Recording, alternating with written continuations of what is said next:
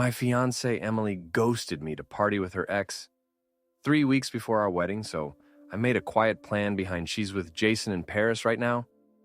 The words hit me like a freight train as I stared at the TikTok video on my phone, my coffee mug slipping from my fingers and shattering on our kitchen floor. My fiancée Emily, the woman I was supposed to marry in exactly 21 days, was dancing in some upscale Parisian nightclub with her ex-boyfriend's arm wrapped around her waist. I hadn't heard from her in 3 days. 3 goddamn days of calling hospitals and police stations, of pacing our apartment until dawn broke, of imagining the worst scenarios possible. And there she was, champagne glass in hand, throwing her head back with laughter, while I'd been losing my mind with worry. Let me back up a bit, I'm Ryan. 3 months ago, I was the happiest man alive. I had proposed to Emily after 4 years. Together, bought the ring she had been subtly, and not so subtly hinting at. For months, a vintage oval diamond set in rose gold. That cost me nearly 6 months of savings. When I got down on one knee at her favorite restaurant, surrounded by our closest friends, she had cried her out and said it was the happiest moment of her life. We set the date for June. Her dream of a summer wedding. Everything was coming together perfectly. Well, almost perfectly. Looking back now, I can see the warning signs I'd been willfully ignoring for years. There was the time Emily disappeared for a weekend with her college friends, without telling me, returning with vague stories and inside jokes she wouldn't explain. The time she forgot my birthday, leaving me feeling like an afterthought, only to surprise me days later with a party, as if the emotional roller coaster was part of the gift, the way she'd sometimes go. Radio silent during arguments, refusing to answer calls or texts, until I was frantic with worry. Then, return acting as if nothing had happened. She just needs space sometimes, I told my brother Mike when he pointed out how manipulative it seemed. She doesn't mean anything by it. The truth is, I'd built my life around Emily's unpredictability. Walking on eggshells to avoid setting her off making excuses for a behavior that, had it come from anyone else, would have been unacceptable.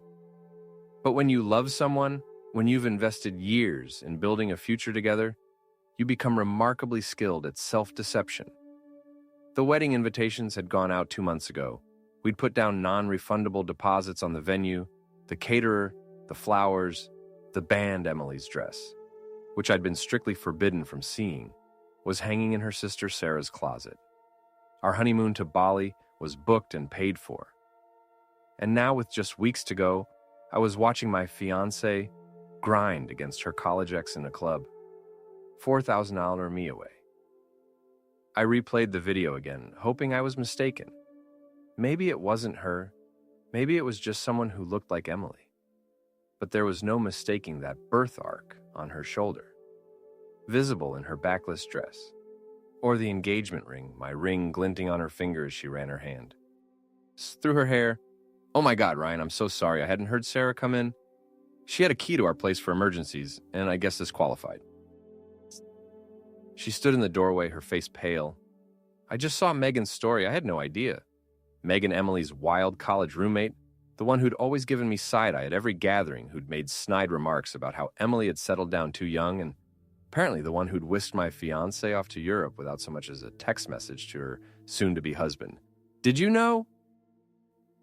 I asked Sarah, my voice unnaturally calm, despite the hurricane raging inside me. No, God. No, Mom and Dad have been calling me, nonstop asking if I've heard from her. Nobody knew Sarah stepped carefully over the broken mug and coffee puddle. Ryan, I don't even know what to say. I scrolled through the comments on the video. Living your best life, girl. OMG, Jason and Emily back together. Pre-wedding jitters done, right? Each comment was like a knife twisting deeper. But it was one particular comment that stopped me cold. Round 2 of senior year, spring break, 7 days till we break Paris. 7 days. She was planning to be gone for a week, which meant she'd be cutting it extremely close to get back for our final wedding preparations, the rehearsal dinner, all of it. I called her straight to voicemail. I texted, "I know you're in Paris. Call me now." Nothing. The old Ryan would have kept calling, kept texting, growing increasingly desperate. But something inside me had shifted the moment I saw that video. A cold clarity washed over me. This wasn't just about a surprise trip. This was about respect, or rather the complete lack of it. I need to make some calls. I told Sarah, picking up my phone. "Ryan, wait. Maybe there's an explanation, maybe." "Sarah," I cut her off gently. "There's no explanation that makes disappearing for days. Without a word, okay? Not when you're about to marry someone." First, I called my bank.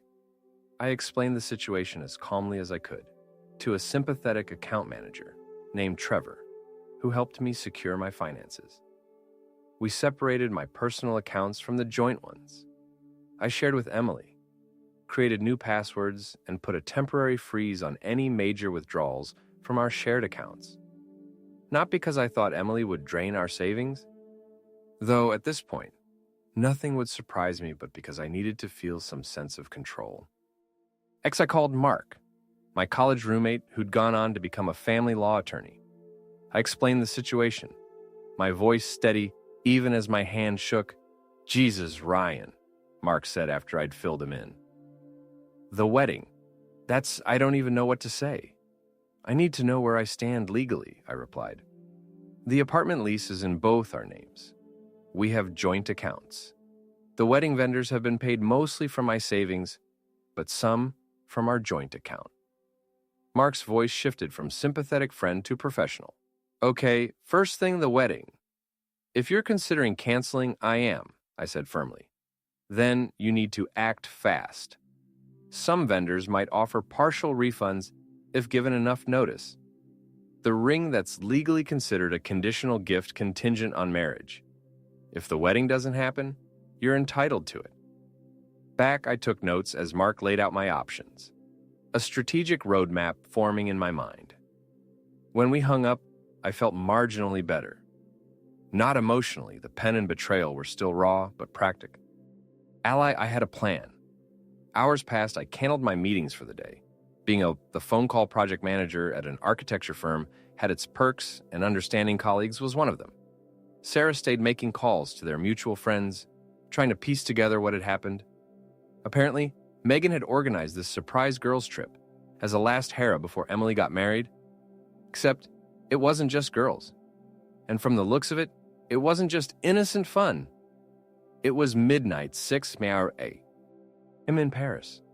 When my phone finally rang, Emily's face lit up my screen. I'd spent the hours waiting, planning exactly what I would say, how I would respond to whatever excuses she offered. I'd rehearsed calm but firm responses, determined not to let emotion cloud my judgment. Taking a deep breath, I answered, "Where the hell are you?" I asked, my voice controlled despite the adrenaline surging through me. "Ryan, don't start." Her voice was slurred music pulsing in the background.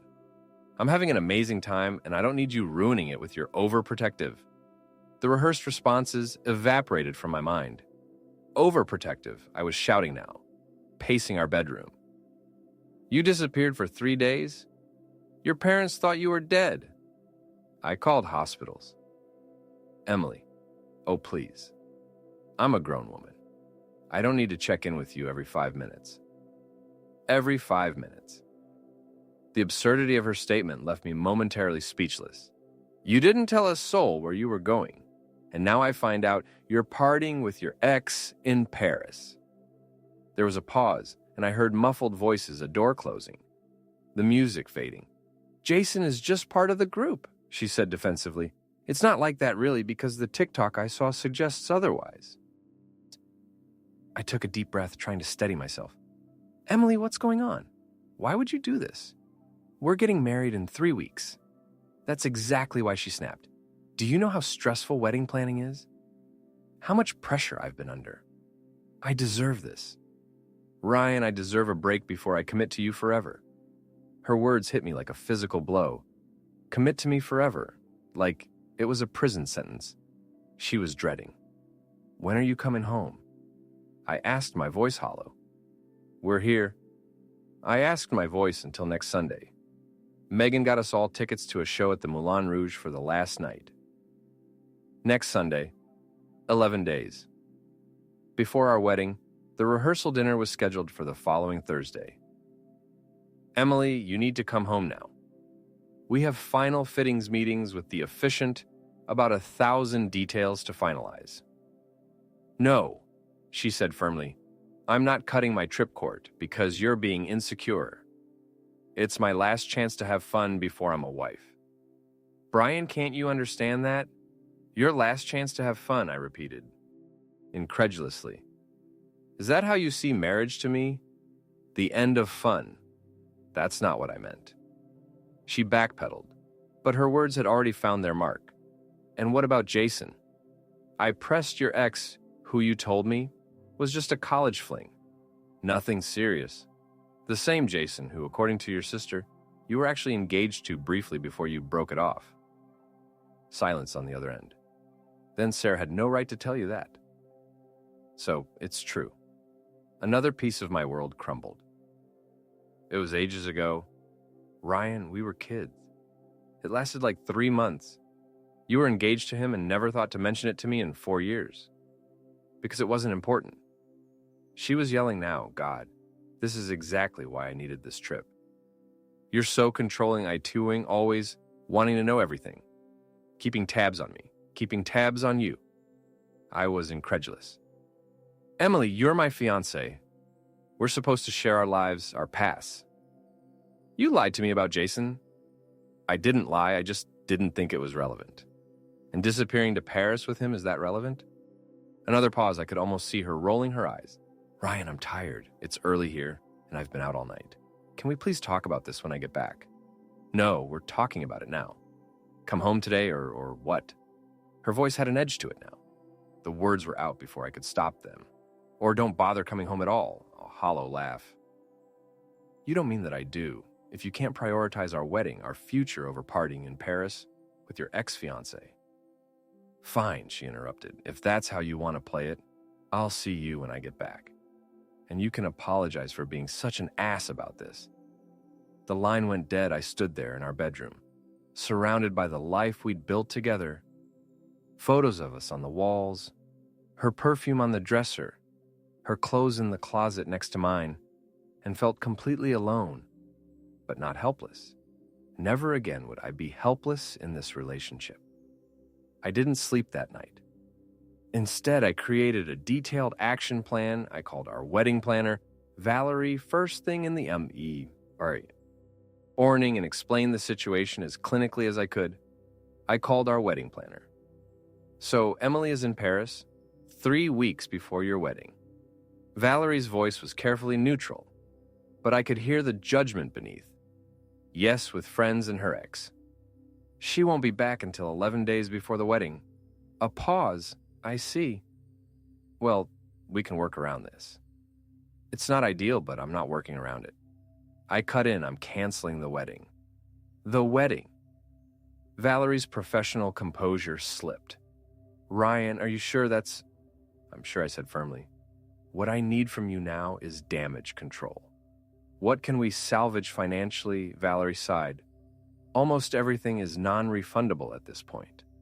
The venue, the catering, the flowers. You'd lose about 80 of what you've paid, 80, nearly 40,000 down the drain. What if we convert it? I asked, an idea forming. Convert it. The venue, the food, the music. What if we turn it into something else? A charity event? Maybe there was a pause as Valerie considered that's actually not a bad idea. The venue might be amendable if it's for charity. Let me make some calls. I made some calls. By the end of the day, what was supposed to be our wedding reception was being transformed into a fundraiser for a local children's hospital. The deposit would count as a donation, giving me a tax write-off, and the event would go on, just without a bride and groom. It wasn't getting my money back, but it was making something positive out of the wreckage. Emily's parents called next, her mother. Catherine was frantic. Ryan, what is going on? Sarah says Emily is in Paris with Jason Mercer of all people. That's what I've been told, I said flatly. Have you spoken to her? Is she all right? She's fine. Having the time of her life. Apparently? Catherine made a distressed sound I don't understand. This isn't like her, but I asked, surprising myself with the bitterness in my voice. Then softening, I'm sorry, Catherine. I know this is a shock for you too, Ryan. Her father Robert's gruff voice replaced Catherine's son. I know this looks bad, but Emily loves you. Whatever this lapse. His judgment is, you two can work through it. I wanted to believe him, I really did. But the image of Emily in that club with Jason's hands on her kept flashing through my mind. She lied to me. Robert for years. She was engaged to this guy and never told me. A heavy sigh on the other end. That was a mistake. A big one. But does one mistake erase 4 good years together? It's not just one mistake. I replied more confident in my position than I'd ever been. It's a pattern. And this time, I can't look the other way. The next step in my plan was the hardest. Calling my own family and closest friends, I didn't want them hearing through. The grapevine. I started with Mike, who immediately offered to come stay with me. No need, I told him I'm handling it. Are you sure? Because I can be there in 2 hours with a bottle of bourbon and 0 judgment. I smiled for moving party, the first time in days. Rain check on the bourbon, but I could use your help with something else. I need to clear out the apartment next weekend. Emily will still be in Paris. Say no more, I'll bring the guys. We'll make it a moving party. My parents were next. My mother, predictably, was devastated. But you two were perfect together. Everyone says so. We looked perfect, Mom. There's a difference. My father, a man of few words, simply said, trust your gut, son. It's never steered you wrong. The next few days passed in a blur of productive action. I secured a new apartment, smaller, but in a better neighborhood, with a rooftop deck and a view of the park. I hired movers to pack up the shared apartment, while Emily was still away making sure to carefully separate her belongings from mine. I redirected my mail, updated my address on official documents, and started the process of disentangling our lives. Meanwhile, Emily continued posting on social media. Boat rides on the Send, champagne at rooftop bars, group photos, where she and Jason always seemed to be standing just a little too close. She texted me exactly once I'll be home. Sunday night, we should talk. That was it.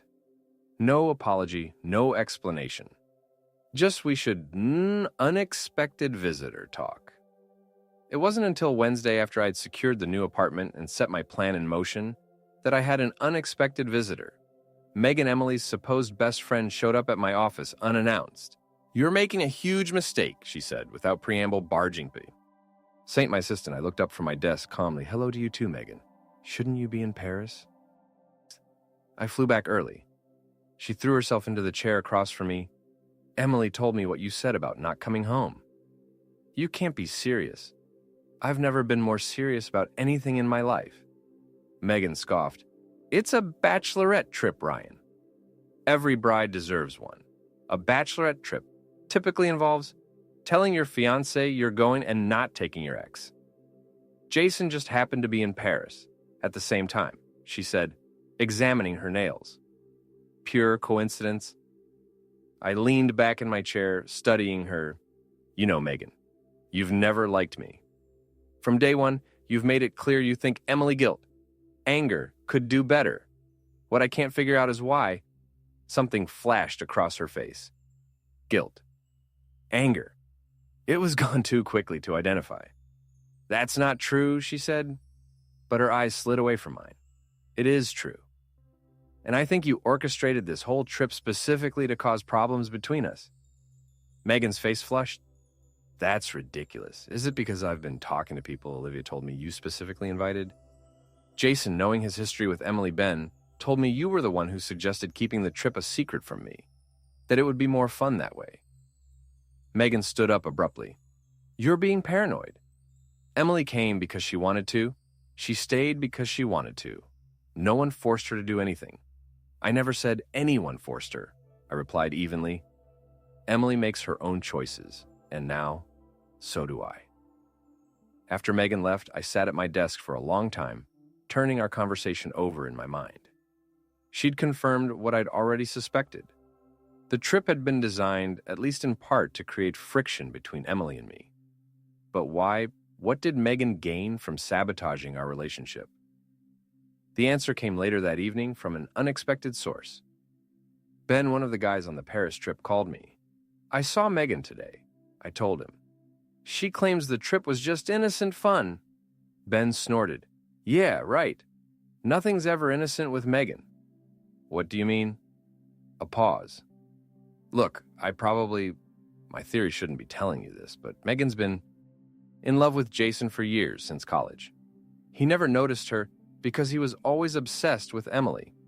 The pieces clicked into place, so she invited Jason to Paris, hoping to rekindle things between him and Emily. So Emily would dump you, and then eventually Emily and Jason would break up again, and Megan could finally have her shot with him. At least that's my theory.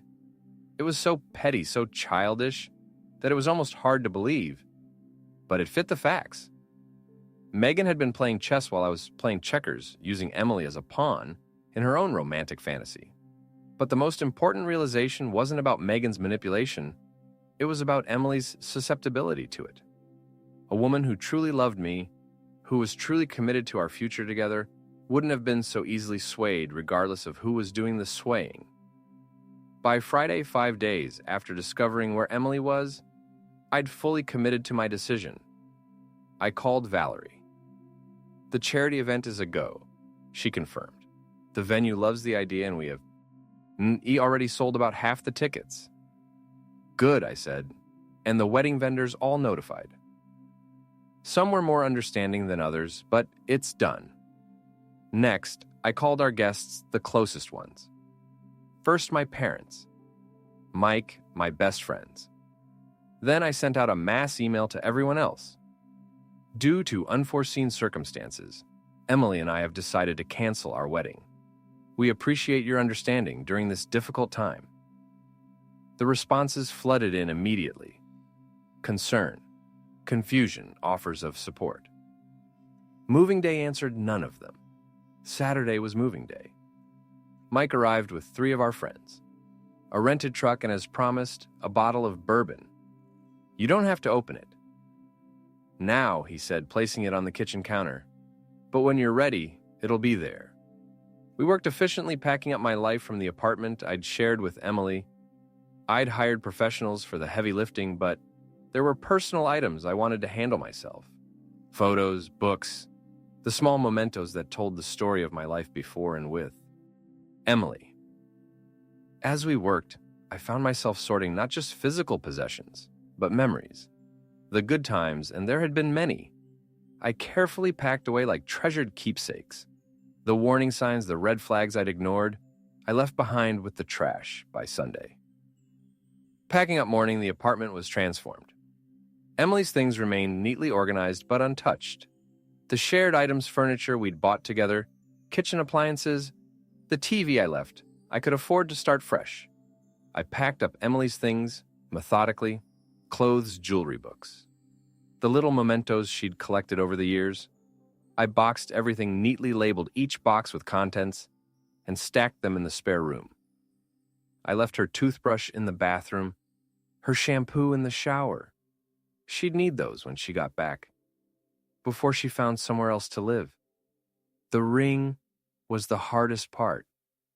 What do you do with an engagement ring? For a wedding that will never happen. I considered selling it, donating it, even dramatically, throwing it into the HUD. Sun River. In the end, I put it in a small velvet box and placed it on top of her neatly packed belongings. Let her decide what to do with it. Sunday came. I waited in the living room, a glass of whiskey in hand, as the hours ticked by. Her flight was scheduled to land at JFK at 4:30 p.m.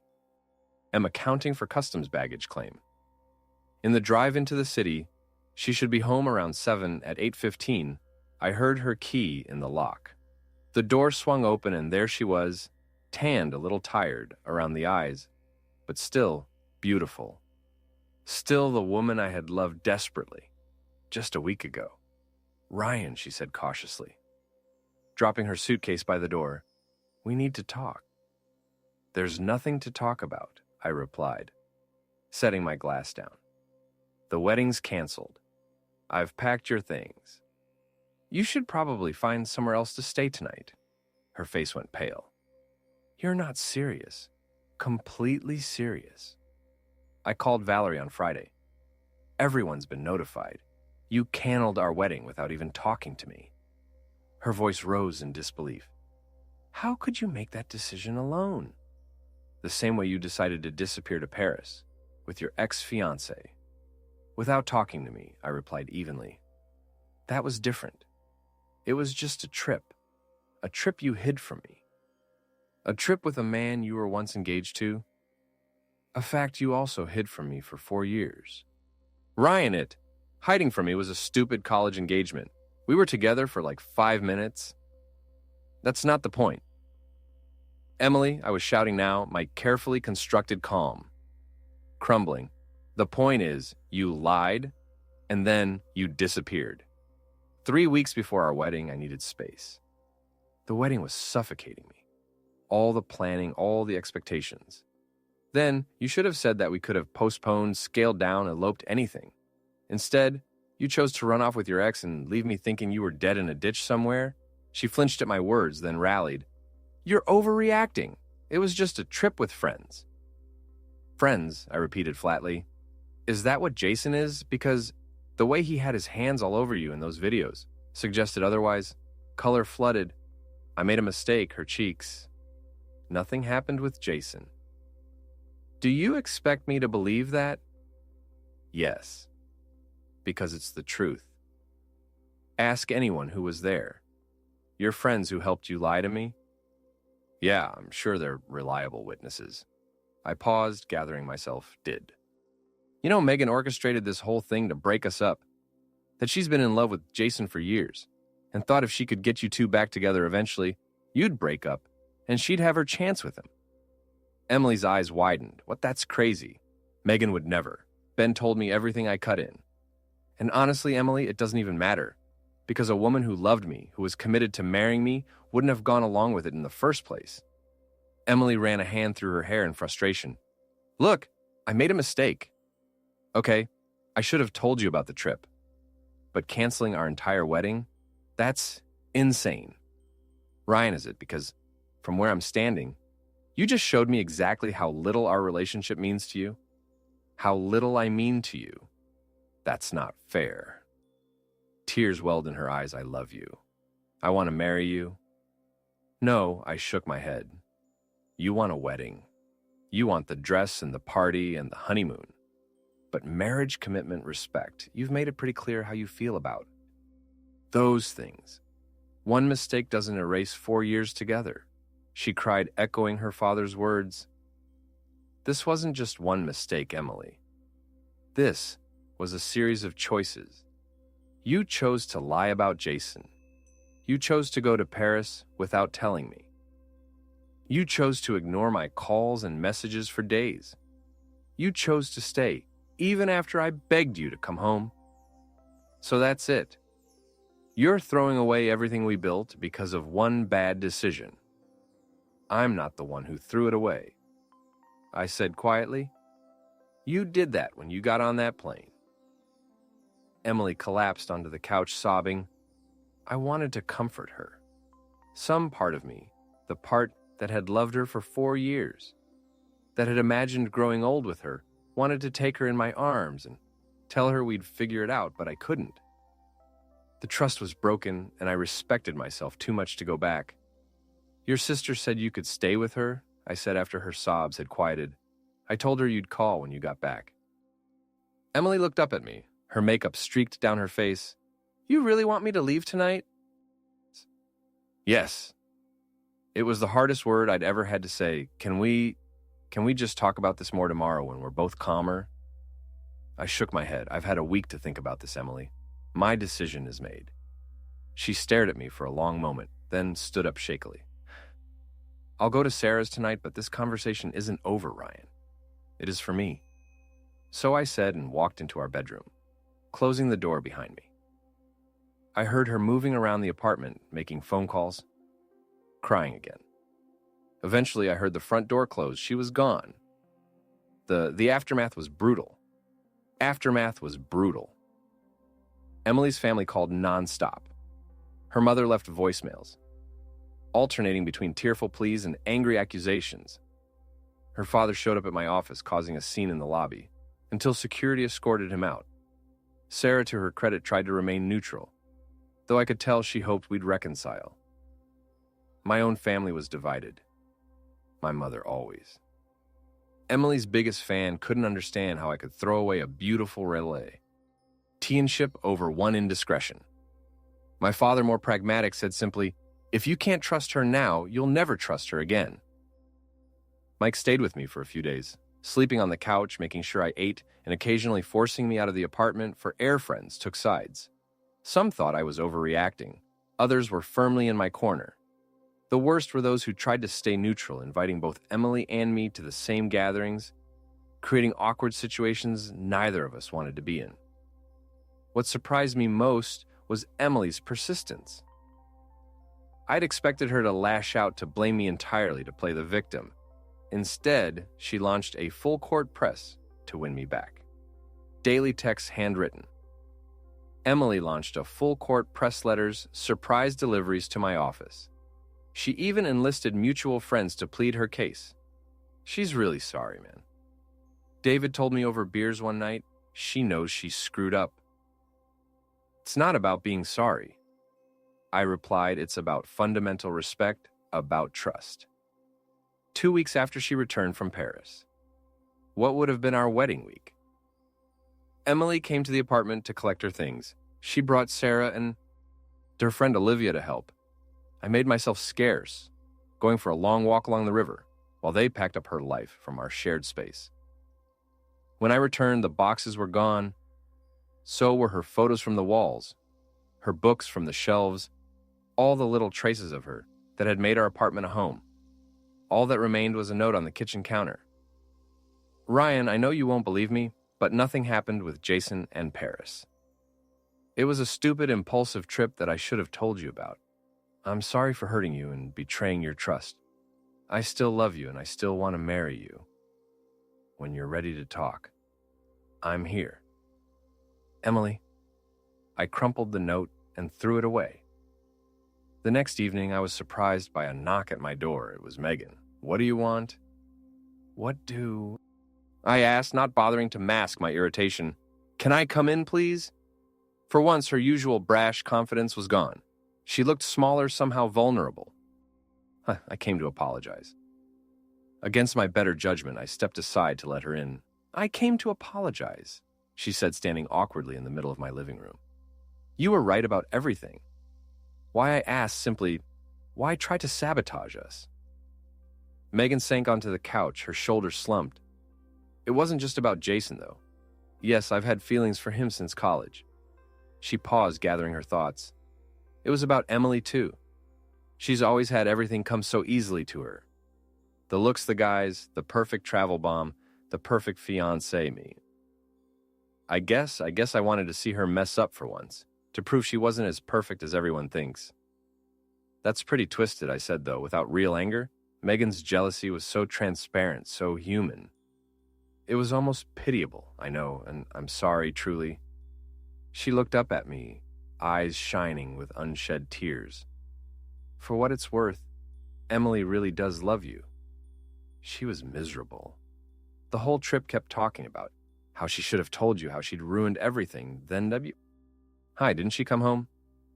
Pride mostly, and me constantly in her ear, telling her you were being controlling, that you'd get over it. Megan shook her head. "I was toxic, Ryan."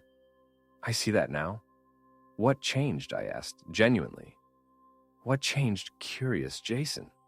She said with a rueful smile. "After you and Emily broke up, I thought maybe he'd finally notice me. Instead, he read me the riot act for interfering in your relationship. Said I was manipulative and cruel." She laughed hollowly. "Turns out the guy I've been pining over for years thinks I'm a terrible person. Can't say he's wrong. I should have felt vindicated instead. I just felt tired. Look, Megan, I appreciate the apology, but it doesn't change anything. Emily made her own choices. I know she said, standing to leave, I just thought you should know the truth.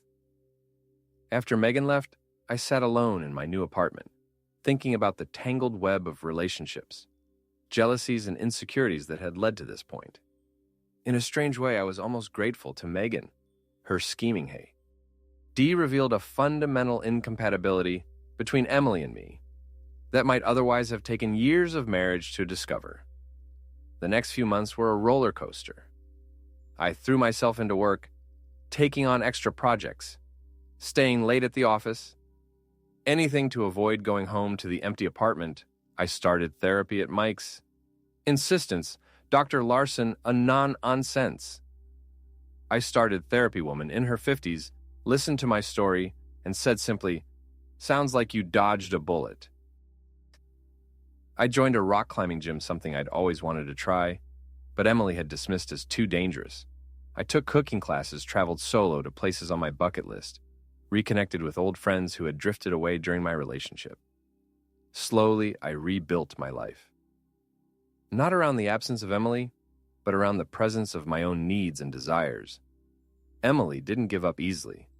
She sent texts, emails, even showed up at my new apartment once begging for another chance. Each time I was a little stronger in my resolve, a little more certain I'd made the right decision. "I miss you," she'd text late at night. "I hope you're doing well," I'd reply firm, but not cruel. 4 months after the canceled wedding, I ran into Jason at a bar in Midtown. I was there with colleagues after work. I ran into Jason clients. Our eyes met across the room, and for a moment I thought there would be a confrontation. Instead, he approached cautiously, hands raised in a gesture of peace. "Ryan," he said, voice at, "Enza, can we talk?" I considered telling him to go to hell, but curiosity went out. We moved to a quiet corner of the bar. "I want you to know," he began, "nothing happened between Emily and me in Paris." I laughed bitterly. "You flew across the world to spend a week with my fiancée, and I'm supposed to believe nothing happened." "I didn't know she was engaged," he said, and the genuine confusion in his voice gave me pause. "Megan invited me, said a bunch of people from college were getting together in Paris. I had no idea Emily would be there until I saw her at the airport. This confirmed what Megan had told me. You expect me to believe that it's the truth?" he insisted. "Look, Emily and I were over a decade ago. It was a stupid college thing. When I saw her in Paris and found out she was engaged, man, I tried to leave. She begged me to stay, said it wasn't fair to punish the whole group because of awkwardness between us. And the club? The videos I saw, Jason had the decency to look uncomfortable. That was a mistake. We were all drunk. Megan kept pushing us together, saying we should recreate old times for the camera. It was stupid, and I'm sorry. Why are you telling me this now?" He sighed. "Because Emily's a mess, man. She calls me crying, blaming me for ruining her life. And while I don't think I'm responsible for your relationship imploding, gee, I do feel bad about what happened. I studied him looking for signs. I studied him of deception. Did you sleep with her in Paris?" "No," he said firmly. "Absolutely not. We didn't even kiss." Whatever. "Emily's issues or cheating on you wasn't one of them. At least not with me." I wasn't sure if I believed him, but his story did fill in some gaps. Emily had always been susceptible to Megan's influence, and the idea that she'd beg Jason to stay prioritizing her friend group's fun over my feelings that rang true. After Jason left, I sat alone nursing my drink and thinking, even if nothing physical had happened between them, did it change anything? She had still lied, still dismissed my concerns, still chosen a week of partying over our future together. "No," I said aloud, startling a woman at the next table. "It doesn't change a thing." 6 months. Post-cancellation, I moved out of our apartment. Too many ghosts there. I found a smaller place in a different neighborhood.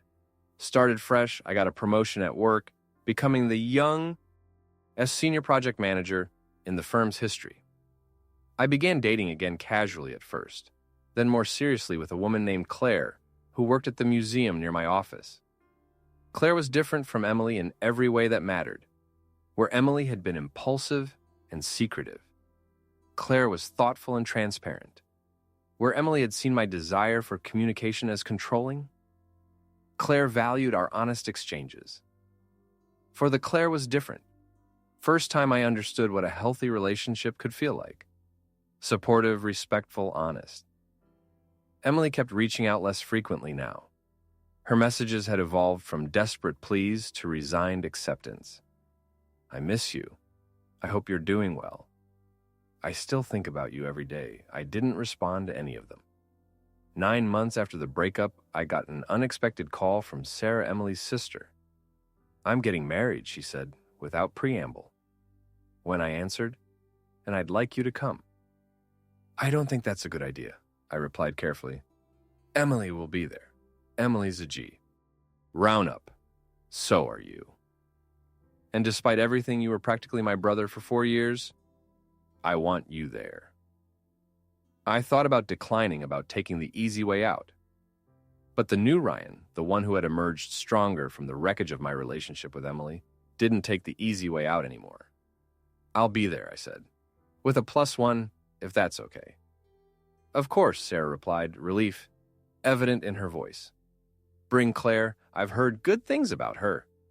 A year after what should have been our wedding day, I attended Sarah's marriage to her longtime boyfriend, Alex. I knew Emily would be there. She was one of Sarah's bridesmaids. But I went anyway with Claire as my date. I wasn't going to let Emily's presence dictate my life anymore. We saw each other across the church before the ceremony. She was with someone too, a tall. We saw each other across the church guy in a well-cut suit I didn't recognize. Our eyes met briefly and she gave me a small, sad smile. I nodded in acknowledgement, then turned away. At the recep. Tian. We managed to avoid each other until the dance floor was crowded enough that we inevitably ended up in proximity. Claire had gone to get drinks. Emily's date was talking to someone at another table. Hi, she said, her voice barely audible over the music. Hi, I replied. Up close, she looked good healthy. Her hair was shorter now, cut in a stylish bob that framed her face. How are you? She asked. Good, busy with work? I'm okay.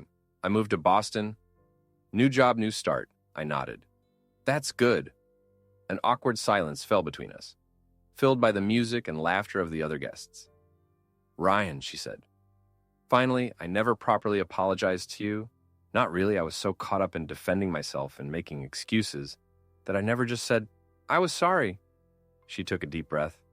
I'm sorry for Paris, for Jason, for how I handled everything. You deserve better. I studied her face, searching for the manipulation I'd come to expect. But all I saw was sincerity and maybe a little bit of the woman I'd once loved enough to propose to thank you. I said simply, I appreciate that. Were you happy? Are you happy? She asked, glancing toward where Claire stood at the bar. I am, I said, and was surprised to find it was true. Are you? A small smile. Getting there. Alex is good for me. Patient calls me on my I'm glad. Another silence. Less awkward this time. I should get back, she said, gesturing toward her date. Yeah, Claire's probably wondering where I am. It was good to see you, Ryan. You too, Emily. She turned to go, then paused. For what it's worth. I think you made the right call, canceling the wedding. We weren't ready. I wasn't ready. I nodded, a lump unexpectedly forming in my throat. Take care of yourself, you too. And then she was gone, swallowed by the crowd on the dance floor. I watched her go, feeling a strange mixture of sadness and relief. The Emily I'd loved was still in there somewhere, but we'd hurt each other too deeply to find our way back. Claire returned with our drinks, sliding into the seat beside me. Was that Emily? I confirmed. We were just saying, hello, are you okay? She asked, her hand finding mine under the tea. Abel. I looked at her, kind, straightforward Claire, who said what she meant and meant what she said and smiled. Yeah, I'm okay. Later that night, as Claire slept beside me in my new apartment in my new life, I thought about the path that had led me here. The pain of Emily's betrayal had nearly broken me, the months of questioning myself, of wondering if I'd overreacted, of missing her, despite everything. But now, a year later, I could see that ending our engagement had been the right decision. Not just for me, but for both of us. I thought about the charity event that had replaced our wedding. It had raised over $60,000 for the Children's Hospital a year later. Sometimes the worst moments of our lives can lead to unexpected good. I thought about the man I'd become in the aftermath. Stronger, more confident, less willing to compromise on the things that truly mattered. I'd learned to trust my instincts, to set boundaries, to value myself enough to walk away from relationships that didn't serve me. Emily had been right. About one thing: we weren't ready. Maybe in a different time, in a different way, we could have made it work. But the people we were then, impulsive and careless with others' feelings, me too willing to overlook red flags in the name of love. Those people would have made each other miserable. I still didn't know if anything had happened between her and Jason in Paris. In the end, it didn't matter. What mattered was that when our relationship was tested, it had crumbled. What mattered was that I'd found the strength to walk away from something that was hurting me. Even when it would have been easier to forgive and forget, what mattered was that I was healing, moving forward, building a life I was proud of, a life where I valued myself enough to demand honesty and respect from the people I let in, a life where a trip to Paris was just a trip to Paris, not a betrayal that shattered everything I thought I knew. Sometimes the hardest decisions are the right ones. Sometimes the most painful endings lead to the best beginnings. And sometimes the person you thought was the love of your life turns out to be just a chapter in your story, not the whole book. The wedding we never had would have been beautiful, I'm sure, but the life I was building now, honest, authentic, on my own terms, that was even more beautiful. And for that, strangely enough, I had Emily to thank.